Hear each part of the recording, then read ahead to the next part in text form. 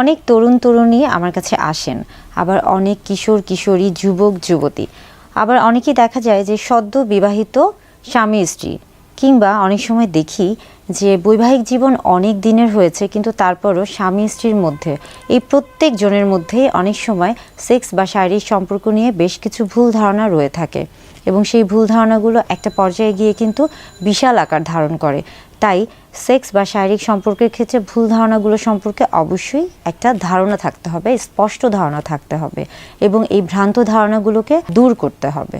আমি এমন অনেক স্ত্রী দেখেছি বা এমন অনেক মহিলা দেখেছি যারা অনেক দিন যাবৎ একই স্বামীর সাথে সংসার করছেন, কিন্তু তিনি তার স্বামীকে এই কথাটি বলতেই পারছেন না যে আসলে নির্দিষ্ট কোন জায়গায় বা কোন জিনিসের মধ্যে তার যৌন উত্তেজনা সবচেয়ে বেশি রয়েছে এবং কোন ক্রিয়ার ফলে সে সবচেয়ে বেশি উত্তেজনা পায়। এই যে আসলে এই লজ্জাটা স্বামী স্ত্রী উভয়ের দিক থেকেই কিন্তু দূর করতে হবে।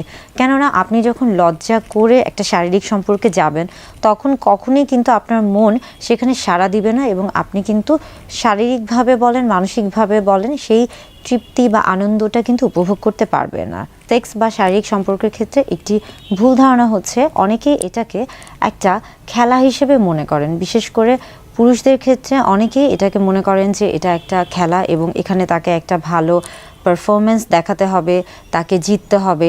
এই যে বিষয়গুলো তিনি যখন খেলার সাথে এই বিষয়টাকে বিবেচনা করে থাকেন তখন তার মধ্যে কিন্তু একটা মানসিক চাপ তৈরি হয় এবং এই মানসিক চাপ কিন্তু তার শরীরে একটা শারীরিক চাপ তৈরি করে এবং যার ফলে কিন্তু স্বাভাবিকভাবেই যখন মানসিক এবং শারীরিক চাপ তৈরি হয় তখন কিন্তু সে কখনোই ভালোভাবে সেক্সুয়াল অ্যাক্টিভিটি যেটা বা পারফরমেন্স সেটা কিন্তু করতে পারে না, অর্থাৎ তার শারীরিক সম্পর্কটা কিন্তু ভালোভাবে সে উপভোগ করতে পারে না। তাই মনে রাখতে হবে যে সেক্স বা শারীরিক সম্পর্ক খুবই স্বাভাবিক একটি ক্রিয়া এবং এটা কিন্তু আপনার শরীরের যেমন স্বাভাবিক একটি ক্রিয়া এবং একটা জীবনের কিন্তু স্বাভাবিক একটি অংশ। তাই এটাকে কোনো কিছুর সাথে আসলে তুলনা করা যাবে না। সেক্স বা শারীরিক সম্পর্কের ক্ষেত্রে আরও একটি ভুল ধারণা রয়েছে। অনেকের মধ্যে দেখা যায় যে আত্মবিশ্বাসের যে অভাবটা, বিশেষ করে নারীদের ক্ষেত্রে দেখা যায় অনেকেই তাদের দৈহিক অবকাঠামো সম্পর্কে একটা আত্মবিশ্বাসহীনতায় ভুগেন।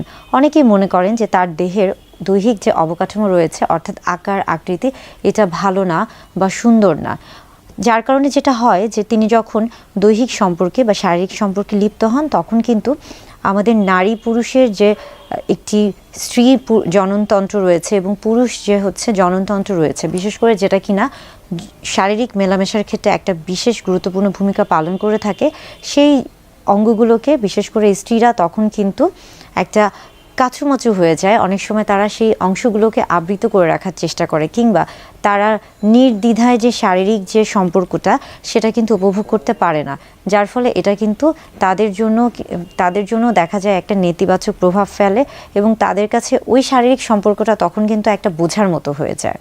অনেকেই বিশেষ করে স্বামী স্ত্রী বা নারী পুরুষ উভয়ই, তবে নারীদের মধ্যে সবচেয়ে বেশি এই বিষয়টা কাজ করে, তাদের মধ্যে এই লজ্জাটা কাজ করে বা একটা ইতস্তত বোধ কাজ করে। এরপরে আসি সেক্স বা শারীরিক সম্পর্ক সম্বন্ধে আরেকটি ভুল ধারণা রয়েছে এবং এটি হচ্ছে সম্মতির যে ব্যাপারটা। স্বামী স্ত্রী উভয়ের ক্ষেত্রেই কিন্তু আসলে সম্মতির প্রয়োজন হয়। আপনি যতই বিবাহ বন্ধনে আবদ্ধ হন কিংবা যতই দুজনকে জানেন না কেন, অবশ্যই প্রত্যেকবার সহবাসের ক্ষেত্রে বা সম্পর্কের ক্ষেত্রে বা শারীরিক মিলনের ক্ষেত্রেই বলি কিংবা সেক্সের ক্ষেত্রেই বলি না কেন, প্রত্যেকবার কিন্তু সম্মতির প্রয়োজন রয়েছে এবং এটা কিন্তু আপনাকে যেমন মানসিকভাবে প্রস্তুত করবে তেমনি আপনার শরীরকেও ইতিবাচক একটা প্রভাব তৈরি করবে।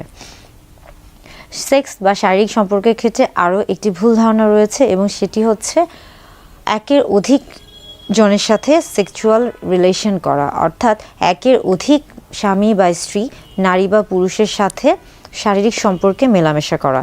এর ফলে যেটা হয়ে থাকে যে স্বামী বা স্ত্রী, নারী বা পুরুষ বিভিন্ন ধরনের যৌনবাহিত সমস্যা বা রোগে ভুগে থাকেন। অর্থাৎ এই যে ভ্রান্ত ধারণাগুলো রয়েছে এই প্রত্যেকটি ধারণাকে দূর করার জন্য অবশ্যই আপনাকে সেক্সুয়াল হেলথ এডুকেশন বা সেক্স এডুকেশন রয়েছে সেই বিষয়গুলি সম্পর্কে আপনাকে জানতে হবে। তা না হলে দেখা যাবে যে সারা জীবন একটা ভুল ধারণার মধ্যেই আপনি থাকবেন এবং পরবর্তীতে কিন্তু এটা আপনার যে শারীরিক সম্পর্ক আছে সেই সম্পর্কে একটা নেতিবাচক প্রভাব পড়বে।